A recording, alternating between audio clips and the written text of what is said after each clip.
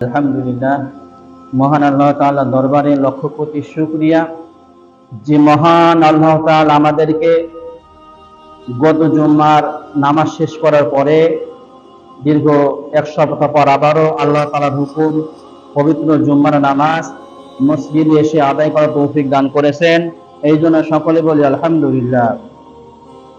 লক্ষ কোটি দুরূদ ও সালাম পিয়ারা হাবিব হুজুর আকরাম সাল্লাল্লাহু আলাইহি ওয়াসাল্লামের প্রতি, যিনার উম্মত হিসেবে আল্লাহ তাআলা আমাদেরকে দুনিয়াতে প্রেরণ করেছেন। এই জন্য সে নবীর শানে একবার দুরূদ ও সালাম পাঠ করি, সকলে বলি সাল্লাল্লাহু আলাইহি ওয়াসাল্লাম। সম্মানিত হাজিরিন, আলোচনার শুরুতে আমি একটি আয়াত তেলাওয়াত করেছি, কুল জাআল হাক্কু ওয়া যাহাকাল বাতিল। আল্লাহ তাআলা বলেছেন কুল জাআল হাক্ক, হক চলে এসেছে। কুল জাআল হাক্কু ওয়া যাহাকাল বাতিল, হক চলে এসেছে, বাতিল দূরীভূত হয়েছে। মানে যখন যেখানে হক থাকবে, যেখানে সত্য থাকবে, যেখানে আল্লাহ তাআলার দ্বীন থাকবে, সেখান থেকে বাতিল দূরীভূত হবে, বলে সুবহানাল্লাহ। পৃথিবীর শুরু থেকে আজ পর্যন্ত যারা হকের উপর আছে তারা কখনো বাতিলের কাছে মাথা নত করে নাই। কিয়ামত পর্যন্ত যারা হকের উপরে থাকবে, যাদের দিলের মধ্যে আল্লাহর ভয় থাকবে, তারা কোশ্চিন কালেও বাতিলের কাছে মাথা নত করবে না, যদিও তাদের জীবন চলে যাক না কেন। জীবন চলে যাবে কিন্তু ঈমান যাবে না, যারা হকের উপরে থাকবে। আমরা গত জুমায় বলেছি যে এই যে আমাদের আরবি যে মাস চলতেছে, আরবির হিসাবে আরবি বছরের প্রথম মাস হলো মুহররম মাস, আর আজকে হলো মুহররম মাসের প্রথম জুমা। এই মুহররম মাস এমন একটি মাস যে মহান আল্লাহ তাআলা এমন অগণিত অসংখ্য বড় বড় ঘটনা ঘটিয়েছেন, যে ঘটনা সমূহ যাদের তুলনায় অন্য অন্য মাসে আল্লাহ তাআলা এত বড় ঘটনা ঘটান নাই। যেমন বলা হয়েছে যে মুহররম মাসে আল্লাহ তাআলা মুহররমের 10 তারিখে দুনিয়া সৃষ্টি করেছেন। এই মুহররম মাসের 10 তারিখে শুক্রবারে আল্লাহ তাআলা দুনিয়া একবারে নিশ্চিহ্ন করে দিবেন। এই মুহররমে 10 তারিখে আল্লাহ তাআলা মুসা আলাইহিস সালাতু ওয়াস সালামকে ফিরাউনের কবল থেকে রক্ষা করেছেন। এই মুহররমের 10 তারিখে আল্লাহ তাআলা ইব্রাহিম আলাইহিস সালামকে ফিরাউনের আগুন থেকে রক্ষা করেছেন। এই জন্য এই মুহররম মাসের অনেক ফজিলত। মুহররমের 10 তারিখ যখন আসবে আশুরার দিন, এই আশুরার দিন যদি আমাদের সম্ভব হয়, আমরা যারা সুস্থ সবল আছি, আমরা চেষ্টা করব আল্লাহ তাআলা সন্তুষ্টির জন্য রোজা রেখে আল্লাহ তাআলা সন্তুষ্টি আদায় করা। আর এই মাসের আরো একটি ঘটনা যেটা আলোচনা করা দরকার, কারণ যে কোনো জিনিস যখন আলোচনা করা হবে না, আস্তে আস্তে আমাদের মন থেকে ওই জিনিসটা কিন্তু উঠে যাবে। বর্তমান আমাদের যে জেনারেশন আছে তারা বাংলাদেশের অনেক কিছুই জানে। শেখ মুজিবের জন্ম তারিখ, মৃত্যু তারিখ, শেখ হাসিনা, শেখ খালেদা জিয়া সহ যারা বড় বড় নেতা কর্মী আছে, তাদের সব দিবসে কিন্তু পালন করা হয়। আর এই পালন করার দ্বারা মানুষের মধ্যে, ছোট ছোট ছেলেদের মধ্যে ওরা জানে যে ওই দিন আমাদের স্কুল ছুটি আছে। ছুটি কেন? মানে ওই দিন ওই দিবস আছে। কিন্তু ইসলামের যে দিনগুলি রয়েছে, ইসলামের যে ঘটনাগুলি রয়েছে, এই ঘটনাগুলি আজকে আমাদের মাঝে চর্চা না থাকার কারণে দেখা যাচ্ছে এমন অনেক গুরুত্বপূর্ণ দিন, অনেক গুরুত্বপূর্ণ ঘটনা আমরা ভুলে গিয়েছি। এবং আমাদের যারা ছোট বাচ্চা রয়েছে, পরবর্তী দেখা যাচ্ছে তারা যখন এই ঘটনা শুনবে, তারা মনে করবে যে না, এই ঘটনা আসলে সত্য না, এটা বানানো ঘটনা। কারণ যদি সত্য হতো তাহলে আমরা ছোটকাল থেকে অন্যান্য ঘটনা শুনেছি, তাহলে এই ঘটনাগুলো শুনিনি কেন? সম্মানিত হাজিরিন, যে আয়াতের আলোচনা করা হয়েছে কুল জাআল হাক্কু ওয়া যাহাকাল বাতিল, এই আয়াতের পরিপূর্ণ মিসদাক ছিলেন নবী মুহাম্মদুর রাসূলুল্লাহ সাল্লাল্লাহু আলাইহি ওয়াসাল্লাম এবং তিনার সাহাবায়ে কেরাম এবং তিনার দুই নাতি মা ফাতেমা রাদিয়াল্লাহু তাআলা আনহার দুইজন সন্তান হলেন হাসান এবং হুসাইন রাদিয়াল্লাহু তাআলা আনহু।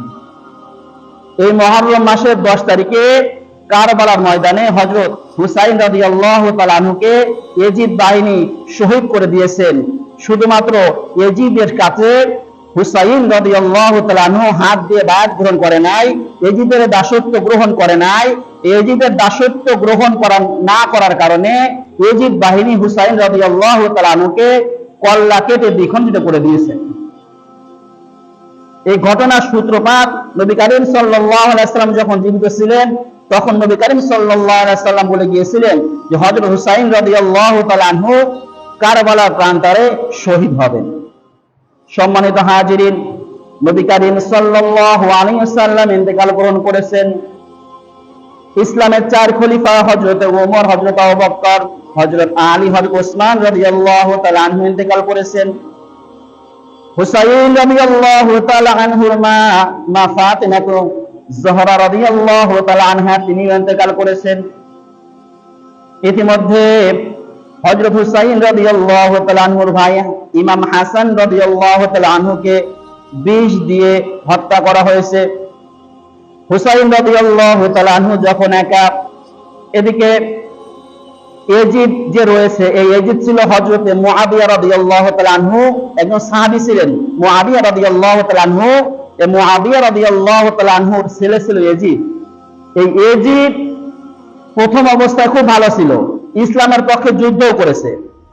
মুআবিয়া রাদিয়াল্লাহু তাআলা আনহু যখন ইন্তেকাল করেছেন, এই মুআবিয়া রাদিয়াল্লাহু তাআলা আনহুর শাসনভার যখন ইয়াজিদের হাতে গিয়ে পড়েছে, তখন ইয়াজিদ এই ক্ষমতা পেয়ে এবং তার কিছু যে সমাজক ছিল, মন্ত্রী ছিল, উজির ছিল, তাদের কথা এসে ভুলে গিয়ে ইসলাম বিরোধী হয়ে গিয়েছে। ইয়াজিদ চাইতো যে সমস্ত সিরিয়াবাসী, কুফাবাসী, মদিনাবাসী, মক্কাবাসী যারা আছে তারা যেন ইয়াজিদের হাতে হাত দিয়ে বায়াত গ্রহণ করে, ইয়াজিদ যা বলে তারা যেন ইসলামের খলিফা হিসেবে ইয়াজিদকে বরণ করে নেয়। কিন্তু যারা নবী প্রেমিক ছিল তারা হুসাইন রাদিয়াল্লাহু তাআলা আনহুকে নবীর উত্তরসূরি হিসাবে, খোলাফায়ে রাশিদিনের উত্তরসূরি হিসাবে হুসাইন রাদিয়াল্লাহু তাআলা আনহুকে গ্রহণ করেছিলেন। বলুন সুবহানাল্লাহ। হুসাইন রাদিয়াল্লাহু তাআলা আনহু যখন মদিনায় আছেন, এদিক থেকে যারা কুফাবাসী রয়েছে, এই কুফা হলো বর্তমানে ইরাক, এই কুফাবাসী হুসাইন রাদিয়াল্লাহু তাআলা আনহুকে চিঠি লিখলেন, হে হুসাইন, আপনি আমাদের নিকটে চলে আসুন, আমরা আপনার হাতে হাত দিয়ে ইসলাম গ্রহণ করব, আপনার হাতে হাত দিয়ে ইসলামের বায়াত নিব, আপনার অনুগত্য করব, ইয়াজিদের অনুগত্য করব না।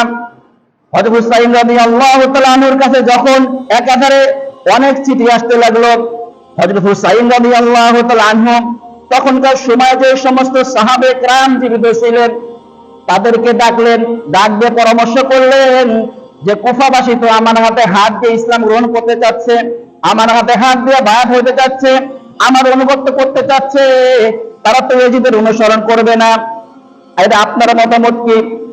ওই সমাজের মধ্যে থেকে অনেক সাহাবে کرام জীবিত ছিলেন, তারা বলল, হুসাইন, এই কুফাবাসীর কথা আপনি শুনিয়েন না, কারণ এই কুফাবাসী ইতিপূর্বে আপনার পিতাকে ধোঁকা দিয়ে হত্যা করেছিল। এই কুফাবাসী যতই আপনাকে চিঠি লেখুক, দেখা যাচ্ছে পরবর্তীতে তাদের মনটা পরিবর্তন হয়ে যেতে পারে, এই জন্য আপনি তাদের কথায় সাড়া দিয়ে ওই কুফাতে গমন করিয়েন না।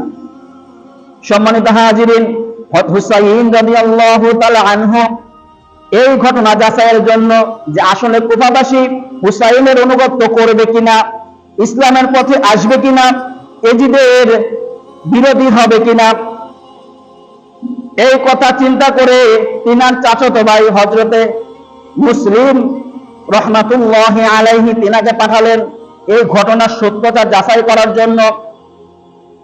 মুসলিম রাহমাতুল্লাহি আলাইহি হুসাইন রাদিয়াল্লাহু তাআলা আনহুর পক্ষ থেকে যখন কুফাতে গেলেন, কুফাবাসী মুসলিম রাহমাতুল্লাহি আলাইহিকে বরণ করে নিলেন।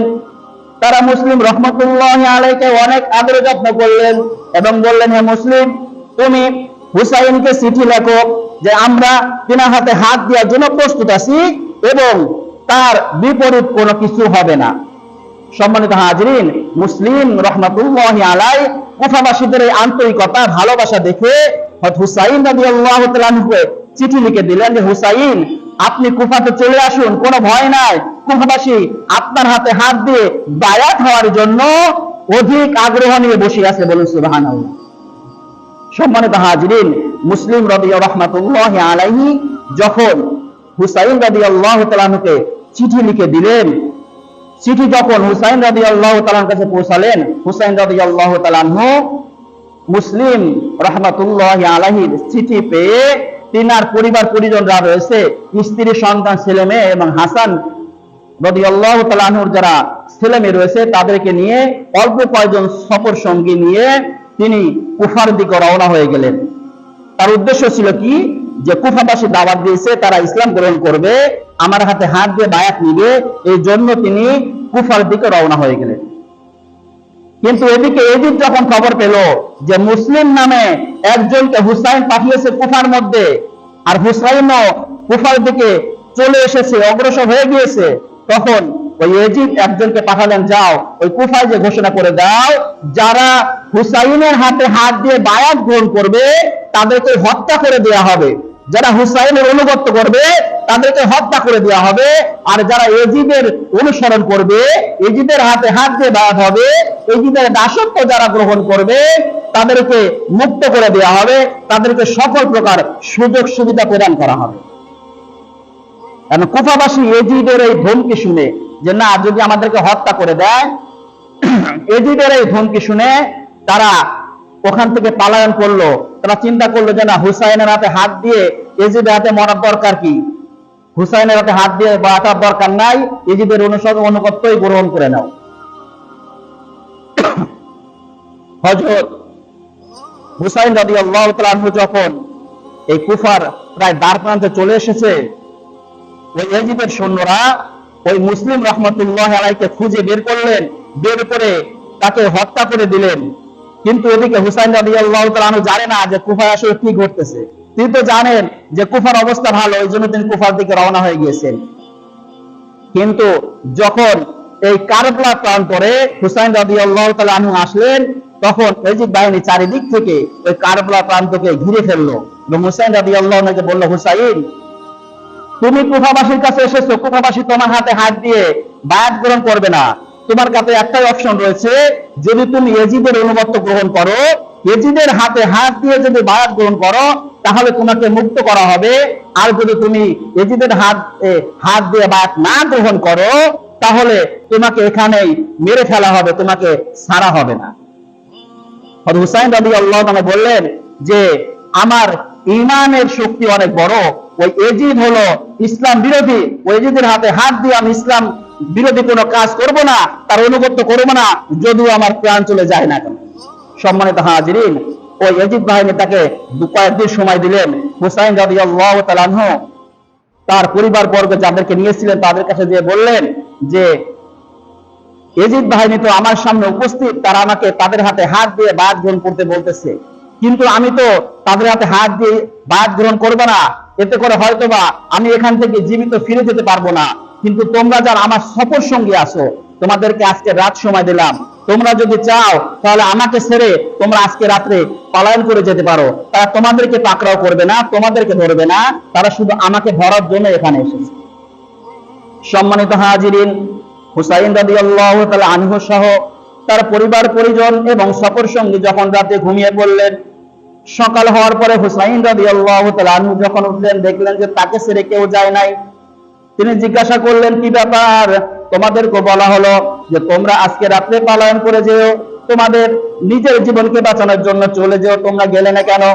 ওই সমস্ত সফর সঙ্গী বলল, হুজুর, আমরা আপনাকে ছেড়ে কিভাবে আমরা আপনাকে ছেড়ে এখান থেকে পলায়ন করতে পারি?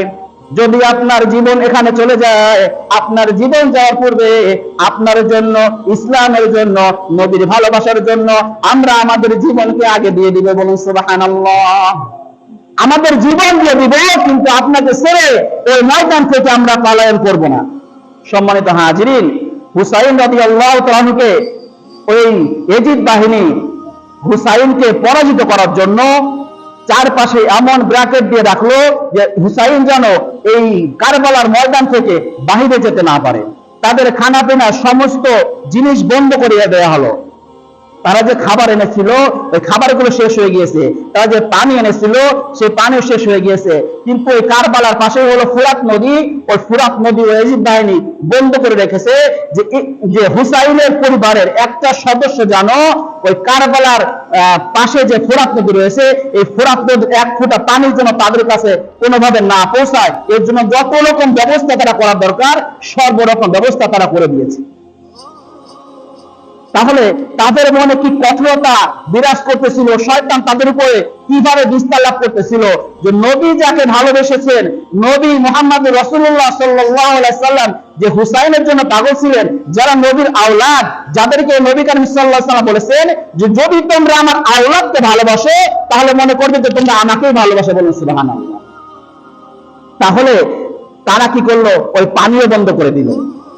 হুসাইন রাদিয়াল্লাহু তাআলা আনহু তিনার ছোট্ট 6 মাসের সন্তান, তিনা বলতেছেন যে হুসাইন, ঘরে তো পানির কোনো ব্যবস্থা নাই, আমরাও কয়েকদিন পানির জন্য হাহাকার করতেছি, এই ছোট্ট বাচ্চা কয়েকদিন ধরে কান্না করতেছে, বুকের দুধ শুকিয়ে গিয়েছে, আপনি এক কাজ করুন, এই বাচ্চাকে নিয়ে ওই সৈনিকদের কাছে একটু অনুনয় বিনয় করুন যেন তারা যেন আমাদের না হোক এই বাচ্চাকে যেন একটি পান করানোর জন্য অনুমতি দেয়। হুসাইন রাদিয়াল্লাহু তাআলা আনহু ওই ছোট্ট বাচ্চাকে নিয়ে পানি পান করানোর যখন ফোরাতে পেয়ে গেছেন, ওই কাফের বাহিনী বলতেছে, ইয়াজিদ বাহিনী বলতেছে, হুসাইন তুমি যদি দাসত্ব গ্রহণ করো তাহলে তোমাকেও পানি দেব, তোমার বাচ্চাকেও পানি দেব, পরিবারকেও পানি দিব, আর যদি তুমি দাসত্ব গ্রহণ না করো তোমাকে কেন এই বাচ্চাকে এক ফোঁটা পানি আমরা দিব না। সম্মানিত হাজিরিন, ওই বাচ্চাকে তো পানি দিলই না, অতিরিক্ত তাদের মধ্য থেকে এক সৈনিক, এক জালেম, সে কি করলো, একটি তীর নিক্ষেপ করলো। এই তীরটা হুসাইন রাদিয়াল্লাহু তাআলা যে 6 মাসের বাচ্চাটা রয়েছে এই 6 মাসের বাচ্চার বুকে যে আঘাত করলো সাথে সাথে বাচ্চাটা ইন্তেকাল করলো। সম্মানিত হাজিরিন, হুসাইন রাদিয়াল্লাহু তাআলা ওই বাচ্চাকে কোলে নিয়ে আবার যখন তিনার সেই তাঁবুতে ফিরে গিয়েছেন, হুসাইন রাদিয়াল্লাহু তাআলা স্ত্রী বলতেছেন যে দেখেছেন আমি বলেছিলাম না বাচ্চাটাকে যদি পানি দেওয়া হয় তাহলে বাচ্চাটা হয়তো চুপ করবে। আর হুসাইন রাদিয়াল্লাহু তাআলা কান্না বিচলিত কণ্ঠে বলতেছেন যে তোমার ছেলে ফুরাত নদীর পানি পান করে নাই, তোমার ছেলে শাহাদাতের পানি পান করেছে, বলো সুবহানাল্লাহ। তোমার ছেলে শাহাদাতের পানি পান করে ঘুমিয়ে গিয়েছে, সে আর তোমাকে কখনো না বলে ডাকবে না। সম্মানিত হাজিরিন, হুসাইন রাদিয়াল্লাহু তাআলা এই ছোট বাচ্চা সহ আরো যা রয়েছে একে একে সকলকে শহীদ করে দেওয়া হয়েছে। শুধুমাত্র জয়নুল আবেদিন তিনি অসুস্থ অবস্থায় ছিলেন, তিনাকে এবং মহিলাদেরকে ছাড় দেওয়া হয়েছে। আর হুসাইন রাদিয়াল্লাহু তাআলা সহ যারা পুরুষ ছিলেন সবাইকে হত্যা করা হয়েছে। এবং সীমার নামে একটা কাফের আছে, সেই সীমা কি করেছে, হুসাইন রাদিয়াল্লাহু তাআলার গর্দানকে কেটে 2 টুকরো করে দিয়েছে। এই যে কারবালার ঘটনা, এটা আলোচনা করতে গেলে অনেক বড়। হুসাইন রাদিয়াল্লাহু তাআলা এই কারবালার ঘটনা আল্লামা কবি ইকবাল একটা কবিতার মাধ্যমে এই সমস্ত ঘটনাকে একত্রিত করেছে।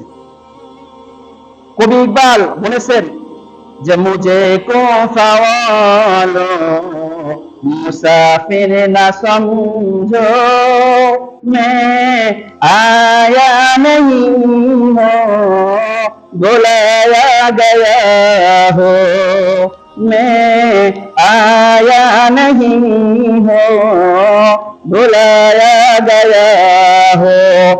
হুসাইন রাদিয়াল্লাহু তাআলা বলতেছেন, হে ইয়াজিদ বাহিনী কুফাবাসী, আমি তো ইচ্ছা করে তোমাদের নিকটে আসি নাই, আমাকে দাওয়াত দিয়ে তোমাদের কাছে আনা হয়েছে। এই দাওয়াত পাওয়ার পরে আমি তোমাদের কাছে এসেছি। कि मेहमा बना कर सताया गया हो, कि मेहमा बना कर सताया गया हो, मैं रोया नहीं हो रुलाया गया हो। কেমন মোহাম্মদ তোমরা আমাকে করলা যে তোমরা আমাকে দাওয়াত দিয়ে এনেছো, দাওয়াত দিয়ে আনার পরে তোমরা আমাকে এই পানি বন্ধ করে আমার পরিবারকে হত্যা করে আমাকে মেহমানদারি করার পরিবর্তে তোমরা আমাকে কাঁদিয়ে এখান থেকে তারপরে ছাড়লে। সম্মানিত হাজিরিন, কবি আরো বলেছেন, খোদা জানে कैसे ये मेजबानी 72 प्यासों কাহে বান্দে পানি। খোদা জানে যে কেমন এই মেহমানদারি, যে 72 জন আহলে বাইতের পানি বন্ধ করে তোমরা মেহমানদারি করতেছো। खुदा जाने कैसे है मेजबानी 72 पियासो काहे बंद पानी।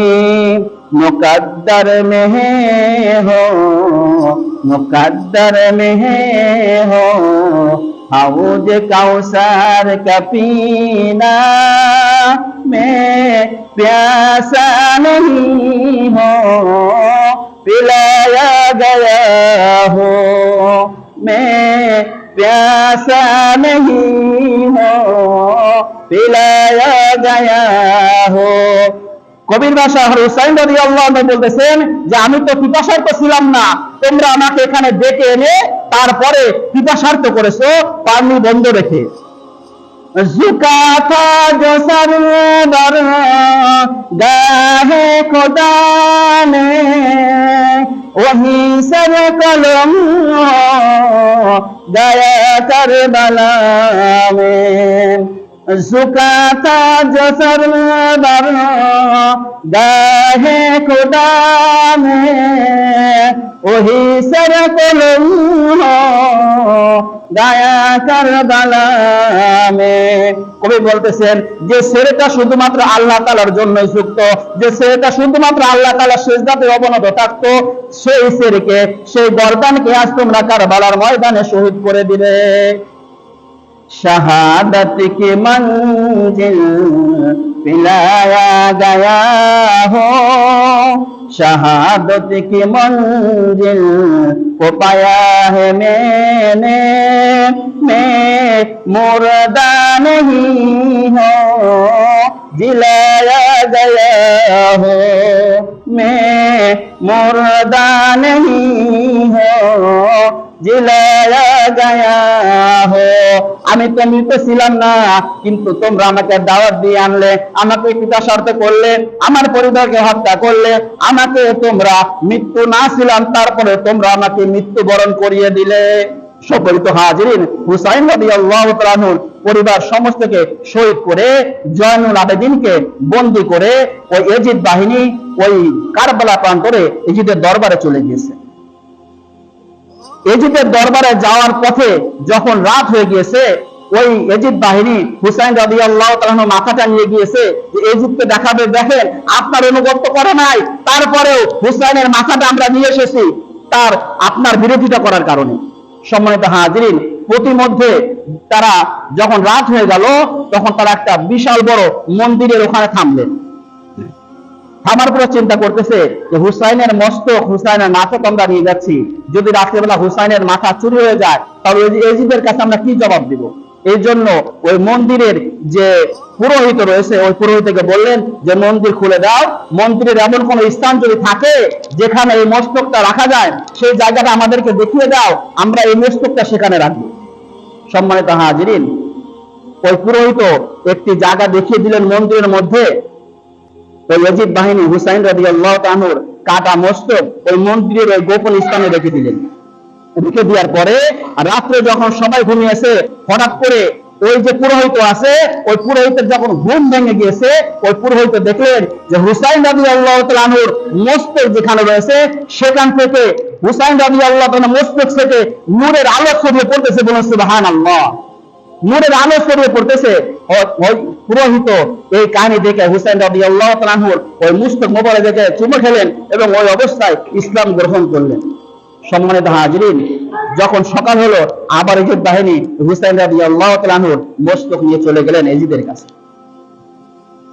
তো এই যে বলা হয়েছে যে ইয়াজিদ বাহিনী, যদিও শুরু থেকে ইয়াজিদ নবীজির ভালোবাসা পাগল ছিলেন, কিন্তু পরবর্তীতে ওই শয়তানের ধোঁকায়, মানুষের প্রলোভনায় নবীজির আদরের যে নাতি রয়েছে হুসাইন রাদিয়াল্লাহু তাআলা আনহু এবং তার পরিবার বর্গ রয়েছে তাদেরকে যেভাবে শহীদ করে দিলেন, তারা নবীজির ভালোবাসা তো পাবেই না, বরং তারা জাহান্নামী। বর্তমানে কিছু এমন অনেক লোক রয়েছে যারা যারা নবীর মহব্বতকারী রয়েছে, তাদের উপর অত্যাচার করে, জুলুম করে, নির্যাতন করে। সম্মানিত হাজির, আপনারা জেনে রাখুন, তারা কখনো আবু বকরের দলে যাবে না, তারা কখনো নবীর দলে যাবে না, তারা যাবে ওই এজিদ বাহিনীর দলে। বলুন নাউজুবিল্লাহ। আল্লাহ তাআলা আমাদের সকলকে হকের উপর থাকার তৌফিক দান করুন, বাতিল থেকে আমাদের সকলকে দূরে থাকার তৌফিক দান করুন। বাতিলের উপর হককে কার্যকর করার মতো সাহস, বাতিলের উপর হককে কার্যকর করার মতো বুদ্ধি হলেন আল্লাহ তাআলা আমাদের সকলকে দান করে। সকল বলে আমিন। আসসালামু আলাইকুম ওয়া রাহমাতুল্লাহ।